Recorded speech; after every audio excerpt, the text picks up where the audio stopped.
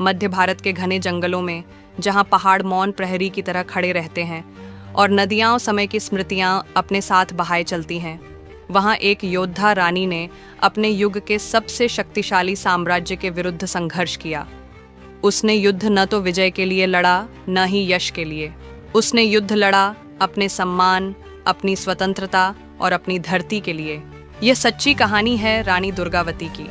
सन 1524 में चंदेल राजपूत वंश में जन्मी दुर्गावती को केवल एक राजकुमारी के रूप में नहीं, बल्कि एक योद्धा के रूप में प्रशिक्षित किया गया।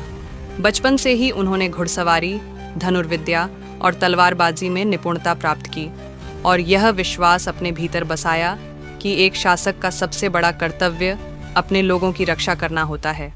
उनका विवाह गढ़ाकटंगा के गोंड राजा दलपत शाह से हुआ, जो मध्य भारत का एक समृद्ध वन राज्य था। जब दलपत शाह का अल्पायु में निधन हो गया, तब पूरे राज्य को लगा कि अब कमजोरी आएगी। लेकिन इसके विपरीत रानी दुर्गावती ने अपने अल्पवयस्क पुत्र की ओर से राज्य की बागडोर संभाली और अनुशासन व दृढ़ता के साथ शासन किया। उन्होंने किलों को सुदृढ़ किया, जनजातीय समाज की रक्षा की, व्यापार को प्रोत्साहन दिया और स्वयं सैन्य तैयारियों की योजना बनाई। गढ़ाकटंगा समृद्ध हुआ और यही समृद्धि आगे चलकर संकट का कारण बनी। सन 1564 में मुगल सेनापति आसफ खान सम्राट अकबर के नाम पर धन और अधीनता की मांग करते हुए गढ़ाकटंगा की ओर बढ़ा। दरबारियों ने आत्मसमर्पण की सलाह दी, लेकिन रानी दुर्गावती ने इनकार कर दिया। उन्होंने स्पष्ट कहा कि पराधीन जीवन से कहीं बेहतर है सम्मानपूर्वक मृत्यु।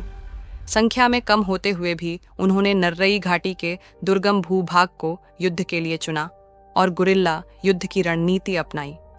कुछ समय के लिए उनकी सेना ने मुगल फौज को चकित कर दिया, किंतु तोपों और विशाल सेना के सामने अंततः युद्ध की दिशा बदल गई। रानी दुर्गावती हाथी पर सवार होकर तीरों से घायल और रक्त रंजित अवस्था में भी अंतिम क्षण तक अपनी सेना का नेतृत्व करती रहीं। जब बंदी बनाए जाने की संभावना निश्चित हो गई, तब उन्होंने अपना अंतिम निर्णय लिया।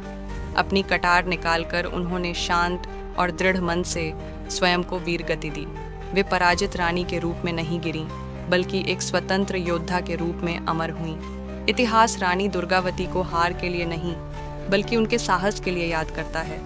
एक ऐसी रानी जिसने आत्मसमर्पण की बजाय सम्मान को चुना।